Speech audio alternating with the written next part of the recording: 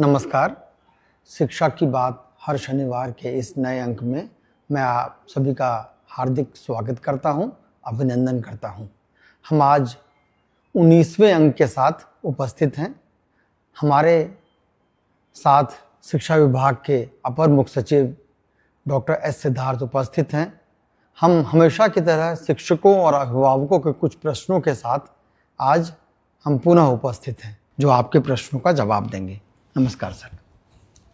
Sir, कुछ प्रश्न है। पहला प्रश्न है, मुस्कान है, ये नया गांव उर्दू विद्यालय डुमरी कटसरी की हैं, शिवहर में हैं। इनका कहना है कि सर, हाल ही में मेरा स्थानांतरण मेरे गृह जिला बेगूसराय में हुआ है। इसके लिए मैं विभाग का हृदय से आभार प्रकट करती हूँ, परंतु मुझे अभी तक विद्यालय अलॉट नहीं हुआ है। सर, विभिन्न शिक्षकों के द्वारा चलाए जा रहे यूट्यूब तथा अन्य चैनलों से जो जानकारी प्राप्त हो रही है, उससे बहुत ज़्यादा विचलित हूँ।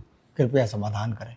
देखिए, हम लोगों ने जैसे कहा, हम लोगों ने करीब 80,000 ट्रांसफ़र्स करीब हम लोगों ने किए, और 1 से 6 कैटेगरी में जो प्रथम 6 कैटेगरी है उसको हम लोगों ने हम लोगों ने स्कूल अलॉट कर दिया, केवल 34 लोगों को छोड़ के। तो 34 लोग अभी किसी कारणवश गलती से छूट गए, क्योंकि डीओ को अलॉट करना था, डीओ अलॉट कर रहे थे, और स्थानांतरण के दौरान ही कुछ डीओ अपने इनबॉक्स में छोड़ के चले गए। तो करीब 34 ऐसे टीचर हैं जिसको हम लोगों ने खोज के निकाला है और उसको हम लोग अलॉट कर रहे हैं। तो 1 से 6 जो है उसमें सभी ने अपना स्कूल ज्वाइन कर लिया, और इसके 1 से 6 में भी अधिकांश लोगों ने अपने स्कूल ज्वाइन कर लिए जहाँ पे भी अलॉटेड थे। लेकिन कुछ लोगों ने ज्वाइन समय पे नहीं किया। 30 तारीख का अंतिम दिन था, और आज भी मुझसे मिलने के लिए कुछ लोग आए थे और कह रहे थे कि अब 30 तारीख को हम ज्वाइन नहीं कर हम लोगों ने किया, हम ज्वाइन करना चाहते हैं। तो विभाग इसकी समीक्षा करेगी कि ऐसे कितने लोग हैं और क्या है, तो वो अलग बात है। और कुछ लोगों ने ज्वाइन नहीं किया। जो ऑप्शन दिया गया था कि यदि आप ज्वाइन नहीं करना चाहते हैं तो मत ज्वाइन करिए। तो जो व्यवस्था है 1 से 6 का, तो वो एग्जैक्टली ये है कि हम लोगों ने सभी को टेकअप कर लिया। साथ ही साथ फिर हम लोगों ने दूरी का, फिर जो 7वां कैटेगरी था उसमें महिलाओं को टेकअप किया सबसे पहले। और महिलाओं में सबसे पहले हम लोगों ने 1 से 5 का हम लोगों ने अलॉटमेंट किया, 1 to 5 का। और 1 to 5 करते करते हम लोगों ने जब इंटर डिस्ट्रिक्ट अलॉटमेंट की प्रक्रिया हम लोगों ने शुरू की, तो कुछ रेशोज़ तो हम लोग बैठ गए। मतलब एक टीचर इधर से गए, दूसरे जगह गए, दूसरे से तीसरे जगह गए। लेकिन उसमें भी करीब कुछ संख्या एक टीचर्स की, कुछ स्कूलों की है जहाँ पे हम लोग को अचानक पता चला कि वहाँ पे स्कूल बंद होने वाले हैं। तो हम लोगों ने उस जिला तो अलॉट कर दिया। हम लोग नहीं चाहते थे कि कुछ को स्कूल अलॉट कर दें और कुछ को जिला भी नहीं अलॉट करें। तो हम लोगों ने जिला अलॉट कर दिया, और हम लोग इस व्यवस्था में मैनेज करने में है कि कुछ टीचर्स वहाँ जब जाएंगे तब हम लोग उस टीचर्स को रिलीव कर देंगे। तो ये प्रक्रिया ऑनगोइंग है कि धीरे धीरे। और इसी में भी आप देखेंगे कि हम लोगों ने TRE 3 में जो बचे हुए कैंडिडेट्स हैं उनका काउंसलिंग शुरू किया। उसके बाद डीलेड एमएड वाला जो केस मुकदमे से जो अभ्यर्थी आए हैं 150 और 1,500, वो भी आ रहे हैं।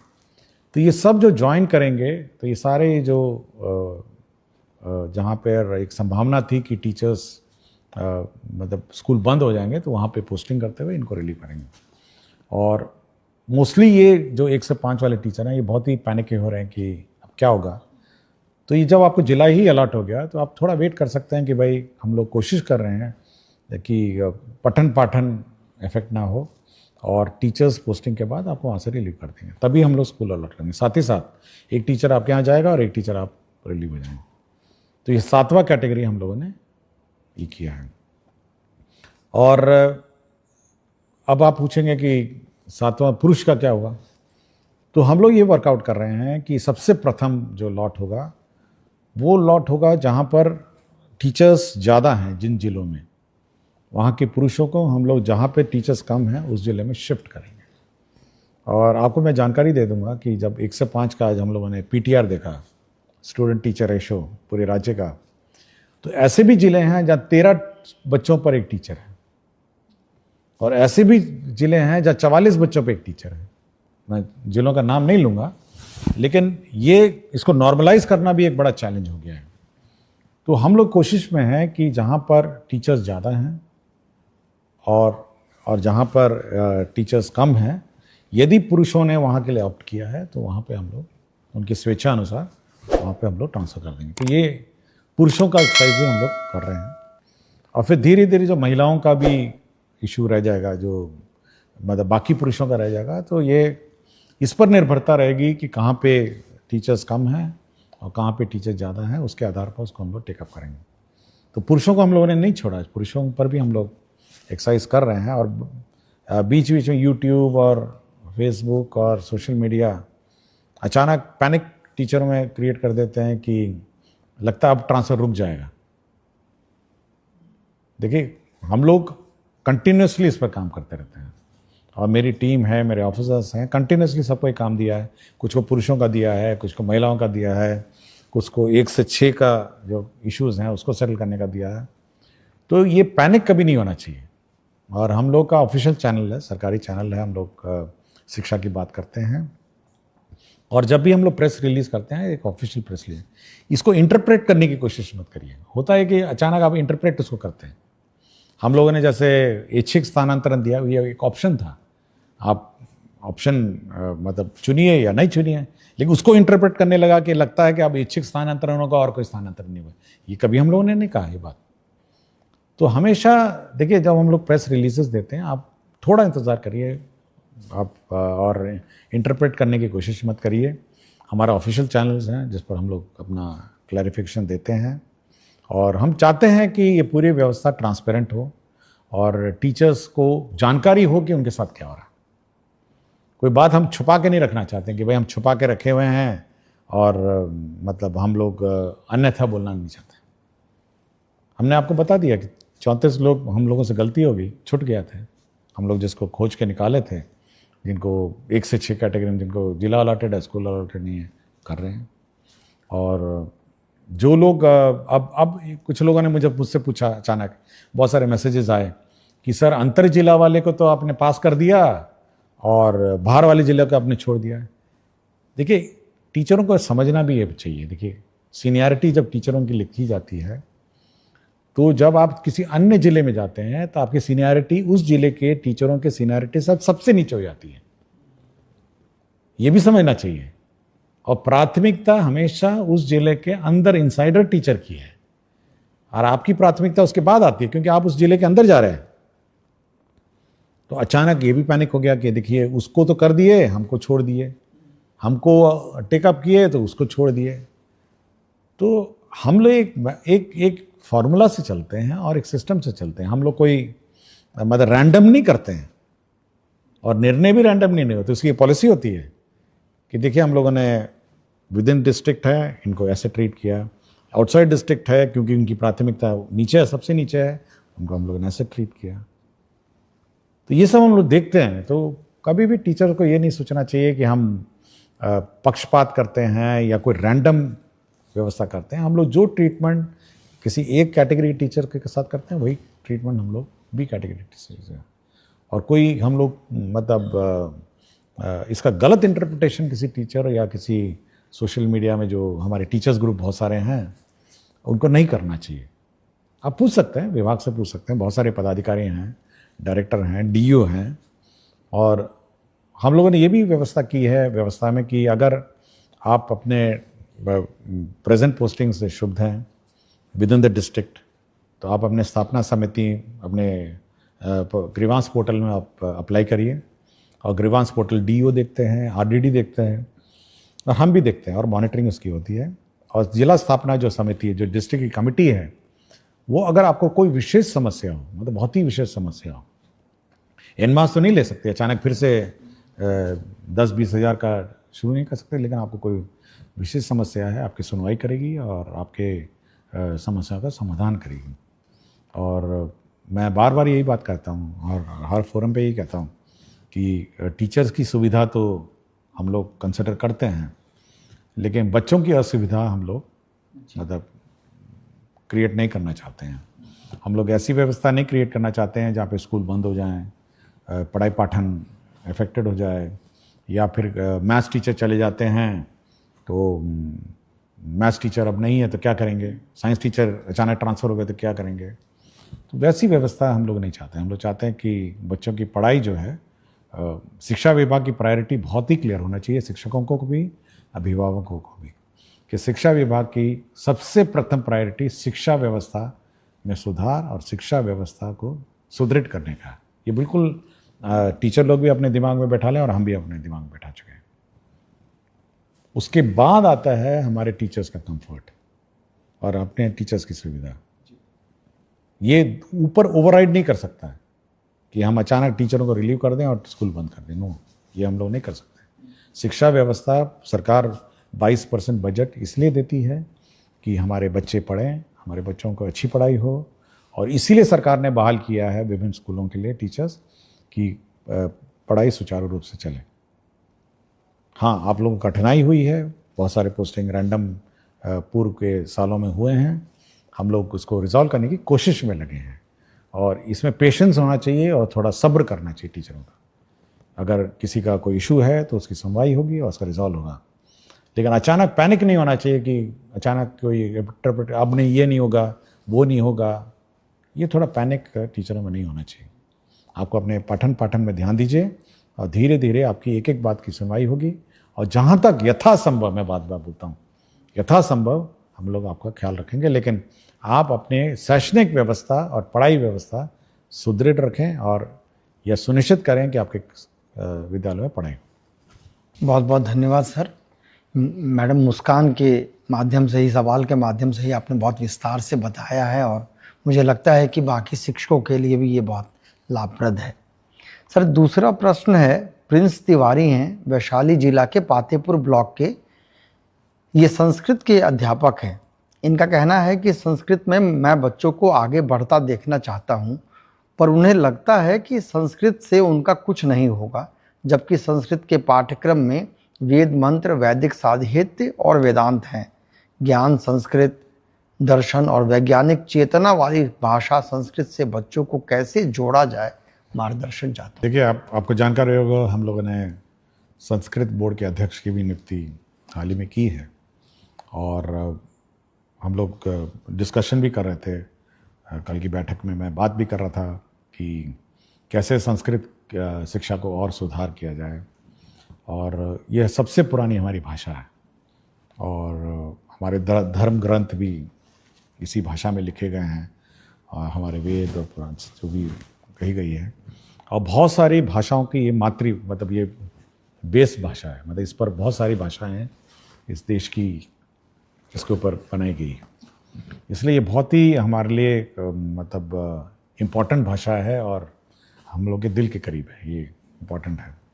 और एक तो जैसे बहुत सारे वेद मंत्र और ये सब में तो है ही है, लेकिन बहुत सारी सरकारी नौकरियों में भी आजकल संस्कृत एक बहुत इम्पॉर्टेंट, यूपीएससी में है आपकी संस्कृत भाषा है, आर्मी में बहुत सारे नौकरियां हैं, साथ ही साथ शैक्षणिक संस्थाओं में भी ये संस्कृत भाषा में नौकरियां हैं, और साथ ही साथ ये बहुत ही कंप्यूटर फ्रेंडली भाषा है। ये इतनी मैथमेटिकल है कि ये कंप्यूटर फ्रेंडली भाषा है, इसलिए बहुत सारे मैं कहीं पढ़ रहा था कि कुछ लोग नासा में भी संस्कृत पे पेपर लिखे हैं, मैं जस्ट पढ़ रहा था। लेकिन ये बहुत ही महत्वपूर्ण भाषा है, और ये हम लोग के दिल के करीब, और ये बहुत ही आदर से हम लोग को इसको पढ़ना चाहिए और इंटरेस्ट लेना चाहिए। शुक्रिया सर। एक है पुनीता कुमारी, राजकीय मध्य विद्यालय कोटवा गोपालगंज की हैं। इनका कहना है कि सर्वप्रथम आपके द्वारा किए गए बेहतरीन कार्यों हेतु आपको साधुवाद दे रही हैं सर। महोदय, आपके द्वारा अभिभावक गोष्ठी को लेकर एक कैलेंडर जारी किया गया है जो बेहद सराहनीय और प्रशंसनीय है। महोदय, क्या उक्त कैलेंडर को सभी विद्यालयों के सूचना पट पर लगाया जा सकता है, जिससे कि अभिभावकों को पूर्व से ही गोष्ठी के संबंध में सूचना मिल सके? यह अत्यंत लाभकारी सिद्ध होगा। ये अच्छा सुझाव है। हम लोग कोशिश करेंगे कि जो भी नोटिस बोर्ड है उसमें अगला अभिभावक गोष्ठी का डेट अंकित रहे, ताकि अभिभावकों को पता चल जाए कि ये गोष्ठी का अगला तिथि है, और सभी लोग अभिभावक और कोशिश भी करेंगे, देखते हैं, ट्रायल लेते हैं कि सभी को एसएमएस, क्योंकि कुछ अभिभावकों के फ़ोन नंबर भी हैं, कोशिश करते हैं कि एसएमएस से भी खबर कर दें कि अगला अभिभावक, अभी बच्चे का अगला अभिभावक गोष्ठी फलाना है, आप भाग लें, ये भी कोशिश करते हैं। लेकिन अच्छा सुझाव है कि अभिभावक गोष्ठी की सूचना अच्छी तरह दी जाए। बहुत उपयोगी है सर। एक शिक्षक ने पूछा है कि आदरणीय एसीएस महोदय, वोटर सत्यापन के कार्य में विद्यालय के 80-90% शिक्षक लग गए हैं। ऐसे में जो विद्यालय में रह गए हैं उन्हें बहुत कठिनाई हो रही है। कई विद्यालयों में मात्र एक ही शिक्षक है। ऐसे में विद्यालय का संचालन कैसे करेंगे, इस पर कोई दिशा? देखिए, इलेक्शन का कार्य महत्वपूर्ण कार्य है, और ये पीपल्स रिप्रेजेंटेशन एक्ट से गवर्नड है, इसलिए उसके बारे में मैं कोई टिप्पणी नहीं करूँगा। लेकिन मैंने सभी डीओस को कहा है कि वो मॉनिटर करें हर स्कूल्स को, जहाँ पे भी टीचर्स अपने वोटर लिस्ट पुनरीक्षण कार्य में व्यस्त हैं, तो अन्य अगल बगल के स्कूलों में से टीचर्स को लगा के डिप्यूट करके संचालन करेंगे, और ये सुनिश्चित करेंगे कि शैक्षणिक कार्य प्रभावित नहीं हो, क्योंकि आगे फिर इलेक्शन भी है, उसमें भी हो सकता है ये सब कार्य प्रभावित होगा। और साथ ही साथ आरडीडी को भी कहा गया है कि आप मॉनिटर करिए कि ऐसा ना हो कि सारे के सारे टीचर वोटर लिस्ट वेरिफिकेशन में चले जाएं और शैक्षणिक कार्य प्रभावित हो। अगल बगल पंचायत में, उसी पंचायत के टीचरों को डिप्यूट करके उसको काम शुरू किया जाए और सुनिश्चित किया जाए कि शैक्षणिक कार्य प्रभावित हो। शुक्रिया सर। एक सतीश कुमार हैं, ग्राम पिपरा धुकरहा, रामनगर, पश्चिम चंपारण के। ये निवासी हैं सर। इनका कहना है कि इनके 2 बच्चे हैं, पिपरा धोकराहा रामनगर में ये पढ़ते हैं। महाशय, आजकल अत्यधिक गर्मी के सीज़न में भी किसी कक्ष में पंखा नहीं लगवाया गया है, जिसकी वजह से हमारे बच्चे की तबीयत खराब हो जाती है। अतः महाशय से निवेदन है कि विद्यालय में पंखा। देखिए, हम लोगों ने सभी हेडमास्टर्स को 50,000 रुपये दिया था, लास्ट ईयर भी दिया और इस साल भी दिया। ये इसीलिए दिया था कि पंखा लगाइए और तार खींच के पंखा लगाइए, स्विच लगाइए। ये बिल्कुल स्पेसिफिक डायरेक्शन है, क्योंकि ये मुख्यालय से हम लोग कुछ नहीं कर सकते। हम लोगों ने सभी को पैसे दे दिया कि भाई आप पंखा लगाइए, और अब ये भी कहा कि गर्मी सीज़न के शुरुआत में ही आप लगाइए। अब ये क्यों ये लापरवाही हेडमास्टर साहब ने की है, इसकी मैं जांच करवाता हूँ, क्योंकि मैंने सुनिश्चित किया था कि आप गर्मी शुरू होने से पहले सारे कमरों में पंखा कितना दाम होगा, 5,000 से ज़्यादा का क्या होगा, तार वार लगाना है, स्विच लगाना है।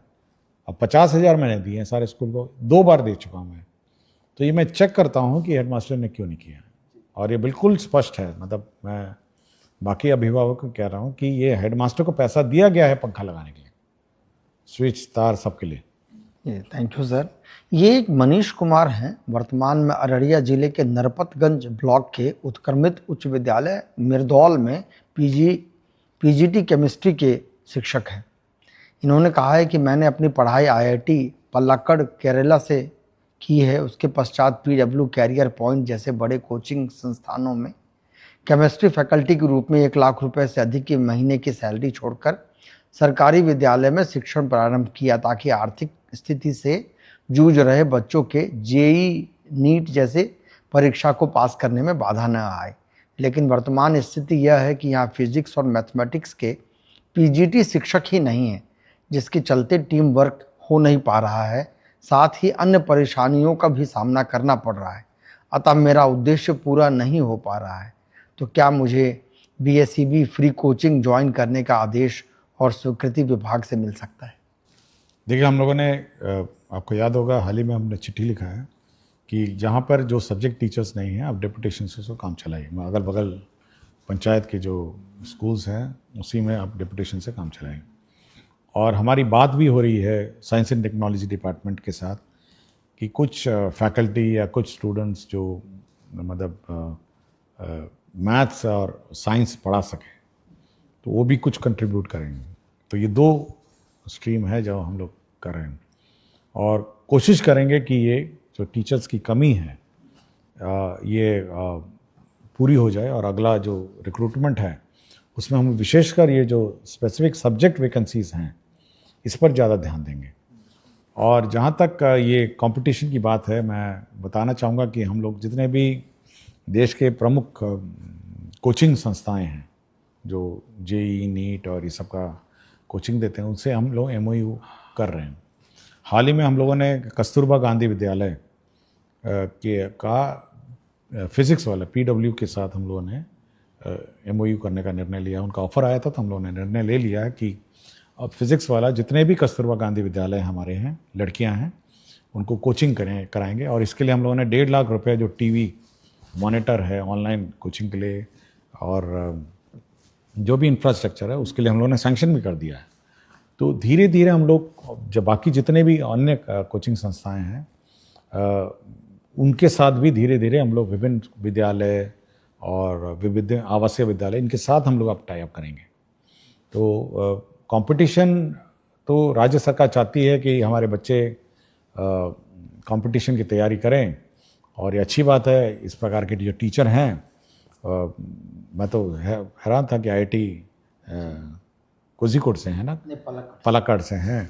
तो हम लोग इनको रिसोर्स पर्सन इस व्यवस्था के लिए यूज़ कर सकते हैं कि आप आकर जो कस्तूरबा गांधी विद्यालय में जो कोचिंग कराई जा रही है उसको कोऑर्डिनेट करने के लिए हम इनको यूज़ कर सकते हैं। लेकिन मुझे इतना ही डर है कि अगर मैं उनको भी निकाल दूंगा, जो अभी बाकी टीचर की कमी है, तो इनकी भी कमी हो जाएगी वहाँ पे। तो कुछ व्यवस्था करते हैं, आई विल ट्राई कि वहाँ टीचर किसी अन्य स्कूलों से डिप्यूट करें और इनको हम ज़रूर रिसोर्स पर्सन के रूप में यूज़ करेंगे। बहुत बहुत शुक्रिया सर। ये मुझे निश्चित है कि KGBB की लड़कियां बहुत खुश हों। हाँ, हम चाहते हैं कि वो बहुत सबसे गरीब परिवार की आती हैं, कस्तूरबा गांधी विद्यालय हॉस्टल में रहती हैं, तो कम से कम एक कोचिंग का जो एक्सपोजर है या ट्रेनिंग है, कम से कम वो मिल सकेगा हमको। शुक्रिया सर। एक नताशा है, विशिष्ट शिक्षिका हैं। इनका प्रश्न है कि ग्रीष्मावकाश के बाद विद्यालय खुलने के दिन अगर कोई बीमार है या किसी इमरजेंसी में बाहर फंस गया है तो क्या विशेषावकाश या आकस्मिक अवकाश का उपयोग कर सकता है? देखिए, अवकाश के बारे में डिटेल गाइडलाइन है और अगर कोई ऐसी परिस्थिति में तो अवकाश तो मिल ही जाना चाहिए। हमको नहीं लगता कोई अवकाश मिलने में कोई प्रॉब्लम है। ये प्रश्न है गोपाल कुमार बेलसन सीतामढ़ी के हैं। सर, इनका कहना है कि आपके नेतृत्व का मैं प्रशंसक हूं और महोदय, उच्च माध्यमिक विद्यालय में इस सत्र से त्रैमासिक परीक्षा होनी है। पूर्व में यह मासिक था। निर्धारित सिलेबस जिसे त्रैमासिक परीक्षा, अर्धवार्षिक एवं वार्षिक परीक्षा में प्रश्न पूछे जाएंगे, उक्त में हमेशा कन्फ्यूजन की स्थिति बनी रहती है। कृपया आधिकारिक सिलेबस माहवार उपलब्ध कराया जाए। ये हम लोग परीक्षा जब त्रैमासिक होगी तो उस पर्टिकुलर सिलेबस को हम लोग वो भी डिक्लेयर करेंगे कि इस सिलेबस से त्रैमासिक होगी। तो ये CRT आपको कम्युनिकेट करेगा कि इस सिलेबस से आपकी परीक्षा होगी। ऐसा नहीं हो कि डेट निर्धारित है लेकिन सिलेबस निर्धारित, ये स्पेसिफिक हम लोग निर्धारित। बहुत यूजफुल है सर।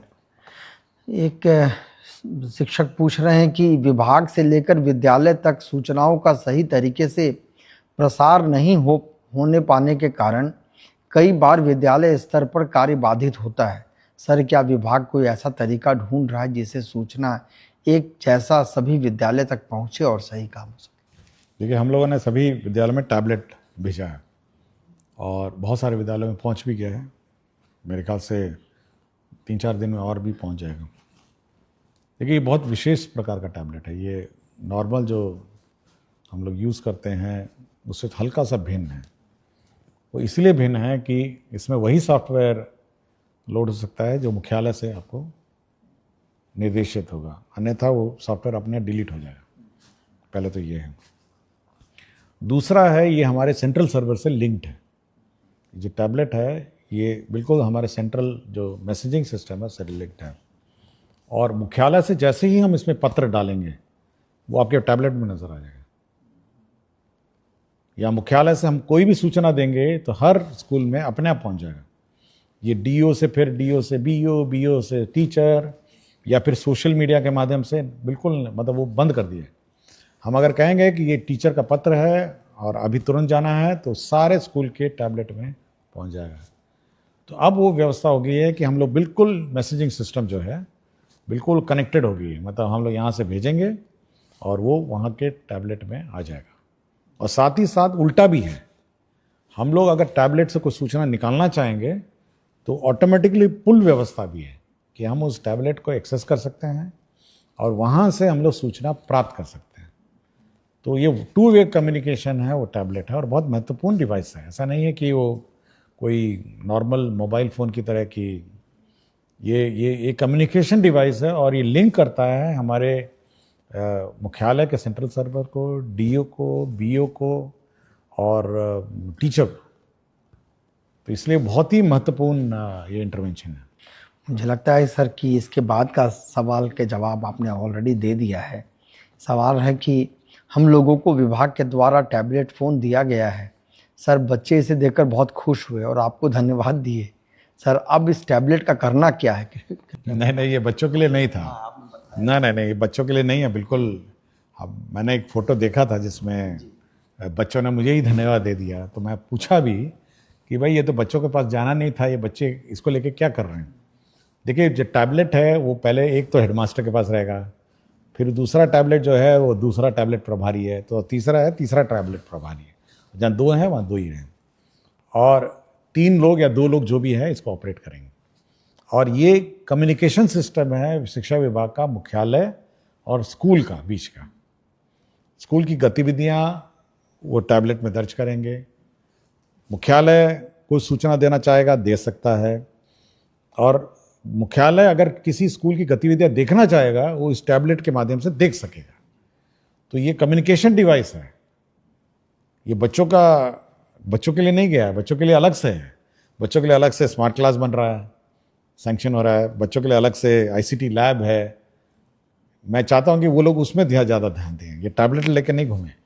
और टैबलेट हमारे जो शिक्षकगण हैं वो कम्युनिकेशन के रूप में इसको यूज़ करें। और क्या पढ़ाना है, क्या कोर्स है, क्या सिलेबस है, क्या क्वेश्चन पेपर है, वो भी इसी में आना है।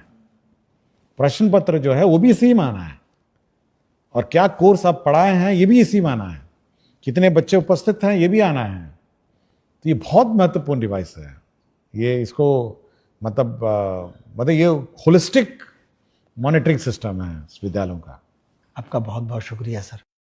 मैं सभी देखने और सुनने वालों का धन्यवाद कहता हूं और अगले अंक में फिर हम पुनः कुछ प्रश्नों के साथ उपस्थित होंगे। तब तक के लिए धन्यवाद। नमस्कार।